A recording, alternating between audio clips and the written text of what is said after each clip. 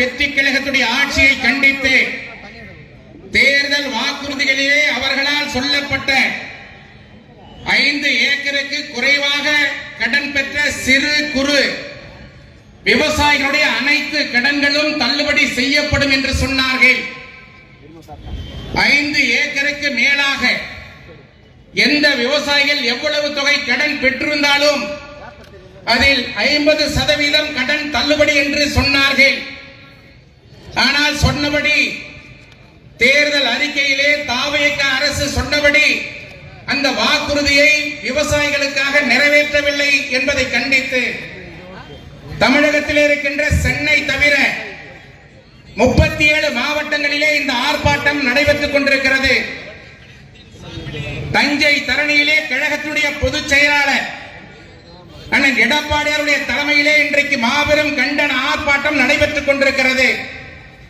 தமிழகம் எங்கிலும் இன்றைக்கு அனைத்திந்திய அண்ணா திராவிட முன்னேற்ற கழகத்தின் சார்பில் விவசாயிகளுக்காக, விவசாய பெருங்குடி மக்களுக்காக சொன்ன வாக்குறுதிகளை நிறைவேற்றவில்லை என்பதற்காக இந்த அரசை கண்டித்து தேர்தலுக்கு முன்பாக விஜய் என்று சொன்னவர் தேர்தலிலே வெற்றி பெற்றதற்கு பின்னாலே ஜோசப் விஜய் என்று சொல்லுகின்ற இந்த அரசுடைய முதலமைச்சரை கண்டித்து இன்றைக்கு திருவண்ணாமலை மாவட்ட கழகங்களின் சார்பில் மிக எழுச்சியோடு இந்த ஆர்ப்பாட்டம் நடைபெற்றுக் கொண்டிருக்கிறது.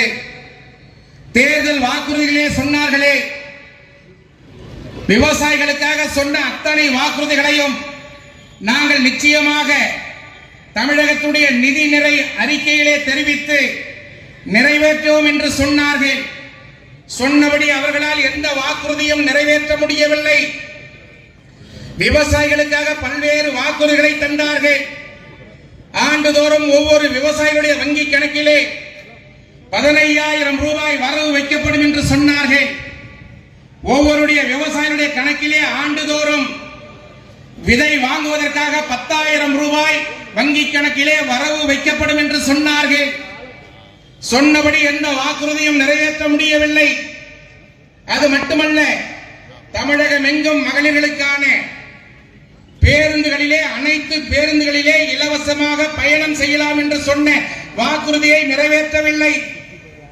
ஆண்டுதோறும் 6 சிலிண்டர்கள் வழங்குவோம் என்று சொன்னார்கள். அதையும் அவர்களால் நிறைவேற்ற முடியவில்லை. அதே போல பல்வேறு வாக்குறுதிகளை தந்தார்கள். சொன்ன வாக்குறுதி எதையும் முழுமையாக நிறைவேற்ற முடியவில்லை. மகளிர் உதவித்தொகை 2,500 ரூபாயாக உயர்த்தி வழங்குவோம் என்று சொன்னார்கள்.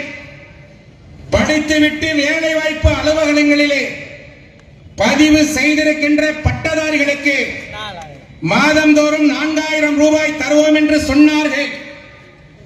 அரசு ஊழியர்களுக்கு பழைய ஓய்வூதிய திட்டத்தை கொண்டு வருவோம் என்று சொன்னார்கள். முதியோர் உதவித்தொகை 3,000 ரூபாயாக உயர்த்தப்படும் என்று சொன்னார்கள். மாற்றுத்திறனாளிகளுக்கான உதவித்தொகை 3,000 ரூபாயாக உயர்த்தப்படும் என்று சொன்னார்கள். கைம்பெண்களுக்கு மாதந்தோறும் 3,000 ரூபாய் வழங்கப்படும் என்று சொன்னார்கள். சொன்னபடி எந்த வாக்குறுதியும் அவர்களால் நிறைவேற்ற முடியவில்லை. ஒரு போலியான நிதிநிலை அறிக்கையை, மக்களை ஏமாற்றுகின்ற ஒரு நிதிநிலை அறிக்கையை, வார்த்தைகளால் வர்ணஜாலம் காட்டுகின்ற ஒரு நிதிநிலை அறிக்கையை இன்றைக்கு இந்த அரசு தாக்கல் செய்திருக்கிறது. சட்டமன்றத்திலே எடப்பாடியார் அவர்கள் பேசினார்களே, பல்வேறு குற்றச்சாட்டுகளை சொன்னார்களே, எந்த குற்றச்சாட்டிற்காவது இந்த அரசினால் பதில் சொல்ல முடிந்ததா? இன்றைக்கு ஆட்சி அதிகாரத்திற்கு வந்து 100 நாட்கள் முடிந்திருக்கிறது. இந்த 100 நாட்களிலே நீங்கள் செய்த சாதனைகள் என்ன என்று கேட்டாரே, உங்களால் சொல்ல முடிந்ததா?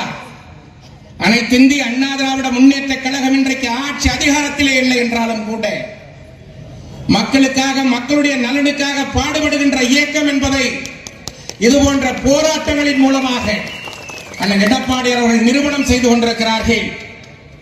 அனைத்திந்திய அண்ணா திராவிட முன்னேற்ற கழகம் இன்றைக்கு மக்களுடைய நாடி துடிப்பை உணர்ந்து, உங்களுடைய உணர்வுகளை உணர்ந்து செயல்படுகின்ற அனைத்திந்திய அண்ணா திராவிட முன்னேற்ற கழகத்துடைய பொதுச் செயலாளர் இந்த இயக்கத்தை காப்பாற்றுவதற்காக, இந்த இயக்கத்துடைய தொண்டர்களை உணர்ந்து கொண்டவர்களாக பல்வேறு நடவடிக்கைகளை இன்றைக்கு எடுத்து வருகிறார்.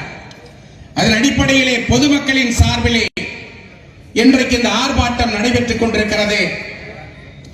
காவேரி நதிநீர் பிரச்சனையில் ஆண்டுதோறும் நடுவர் நீதிமன்றத்தின் மூலமாக, உச்ச நீதிமன்றத்தின் மூலமாக இறுதி தீர்ப்பு பெறப்பட்டு ஆண்டு ஒன்றிற்கு 177.25 டிஎம்சி தண்ணீரை கர்நாடக அரசு ஆண்டுதோறும் வழங்க வேண்டும் என்று ஆணையிட்டிருக்கிறது. ஒவ்வொரு மாதமும் அந்தந்த மாதத்துடைய மழை பெய்கின்ற அளவினை கொண்டு எவ்வளவு தண்ணீரை காவிரியில் திறந்து விட வேண்டும் என்று உச்ச நீதிமன்றமும் நடுவர் நீதிமன்றமும் உத்தரவிட்டதற்கு பின்னாலே கர்நாடக அரசு கடந்த 3 மாதங்களாக இந்த ஆட்சி பொறுப்பேற்றதற்கு பின்னாலே 1.79 டிஎம்சி தண்ணீரை மட்டுமே தமிழகத்திற்கு வழங்கி இருக்கிறது. நம்முடைய உரிமையின்படி உச்ச நீதிமன்றத்துடைய உத்தரவின் அடிப்படையில், நடுவர் நீதிமன்றத்துடைய உத்தரவின் அடிப்படையில் பெற வேண்டிய தண்ணீரை, நாம் பெற வேண்டிய தண்ணீருடைய அளவு 35.19 டிஎம்சி தண்ணீர் என்பதை அண்ணன் எடப்பாடி அவர்கள் சுட்டிக்காட்டியிருக்கிறார். ஏன் இந்த தண்ணீரை பெற முடியவில்லை? இன்றைக்கு முதலமைச்சராக இருக்கிற விஜயனுடைய படம், ஜனநாயகன் படம் கர்நாடக மாநிலத்திலே திரையிடப்பட்டது. அந்த படத்திற்கு அங்கே எந்த விதமான இடையூறுகளும் வரக்கூடாது என்பதற்காக கர்நாடக அரசை எதிர்த்து எந்த விதமான சட்ட போராட்டத்தையும் இந்த அரசு நடத்தவில்லை. ஆனால் ஜனநாயகன் படம் வந்த வேகத்துக்குள்ளேயே பெட்டிக்குள்ளே சென்று அடைந்து விட்டது என்பது நாட்டு மக்களுக்கு தெரியும்.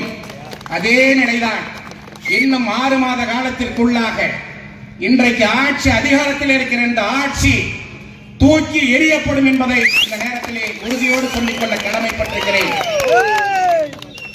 மக்களுடைய பிரச்சனைக்காக, மக்களுக்காக, மக்களுடைய நலனுக்காக அனைத்து இந்திய அண்ணா திராவிட முன்னேற்ற கழகம், இந்த இயக்கத்துடைய பொதுச் செயலாளர் அண்ணன் எடப்பாடியார் அவர்கள் போராட தயங்க மாட்டார்கள் என்பதை இந்த நேரத்தில் நாங்கள் உறுதியோடு தெரிவித்துக் கொள்ள கடமைப்பட்டிருக்கிறோம். அதன் அடிப்படையில் இன்றைக்கு இந்த மாவட்டத்துடைய நிர்வாகம் நம்முடைய கிரிவல பாதையை சுற்றி இருக்கின்ற நடைபாதை விவசாயிகளுடைய கடைகளை எந்த விதமான முன்னறிவிப்பும் இல்லாமல் காவல்துறையுடைய துணையோடு, வருவாய்த்துறையினுடைய துணையோடு, நெடுஞ்சாலைத்துறை அதிகாரியுடைய துணையோடு சென்று அந்த கடைகளை எல்லாம் நாசம் செய்கிறார்கள். அந்த கடைகளை எல்லாம் அப்புறப்படுத்துகிறார்கள். கொலை குற்றவாளிக்கு கூட உன்னுடைய இறுதி ஆசை என்ன என்று கேட்பார்கள். ஆனால் இன்றைக்கு இந்த மாவட்டத்திலே செயல்பட்டுக் கொண்டிருக்கிற மாவட்ட நிர்வாகம் அந்த நடைபாதை வியாபாரிகளுக்கு எந்த விதமான முன்னெச்சரிக்கையும் வழங்காமல் அந்தந்த கடைகளை நாசம் செய்கிறார்கள், அப்புறப்படுத்துகிறார்கள். இதை அனைத்து இந்திய அண்ணா திராவிட முன்னேற்ற கழகத்தின் சார்பிலே நாங்கள் வன்மையாக கண்டிக்கிறோம். ஏழைகளுக்காக, ஏழை விவசாயிகளுக்காக, நடைபாதை விவசாயிகளுக்காக, நடைபாதை வியாபாரிகளுக்காக, குறிப்பாக நம்முடைய கிரிவலம் செல்லுகின்ற சாலையிலே அமைந்திருக்கின்ற நடைபாதை வியாபாரிகளுக்காக அனைத்து இந்திய அண்ணா திராவிட முன்னேற்ற கழகம் அண்ணன் எடப்பாடியாருடைய அனுமதியோடு துணை நிற்கும் என்பதை இந்த நேரத்திலே தெரிவித்துக் கொள்கிறேன்.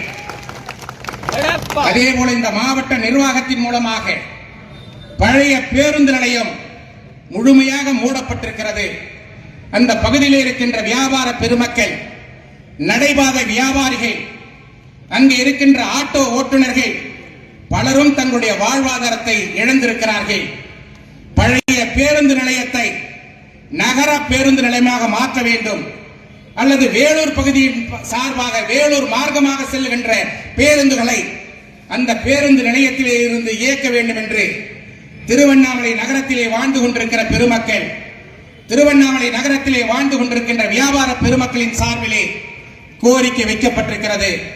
அந்த கோரிக்கையை இந்த மாவட்ட நிர்வாகம் ஏற்றுக்கொண்டு அதன் அடிப்படையிலே செயல்பட வேண்டும். இந்த மாவட்ட நிர்வாகம் பொதுமக்களுக்காக செயல்பட வேண்டும். பொதுமக்கள் என்ன கோரிக்கைகளை வைக்கின்றார்களோ அந்த கோரிக்கைகளை கூர்ந்து கவனித்து அதன் அடிப்படையிலே செயல்பட வேண்டும். ஆட்சிகள் மாறலாம், காட்சிகள் மாறலாம், ஆனால் எங்களுக்கு எஜமானர்களாக இருக்கின்ற இந்த வாக்களிக்கின்ற வாக்காளர் பெருமக்களுடைய கோரிக்கையை இந்த மாவட்ட நிர்வாகமாக இருந்தாலும் சரி அல்லது மாநிலத்தை ஆண்டு கொண்டிருக்கின்ற அரசாக இருந்தாலும் சரி, பொதுமக்களின் சார்பிலே சொல்லப்படுகின்ற எந்த கோரிக்கையாக இருந்தாலும் அத்தனை கோரிக்கைகளையும் ஏற்று அதன்படி நடைபெற அந்த செயல்களை எல்லாம் கேட்டு அறிந்து அதற்கு ஏற்ப சட்டத்தை நிறைவேற்ற வேண்டும்.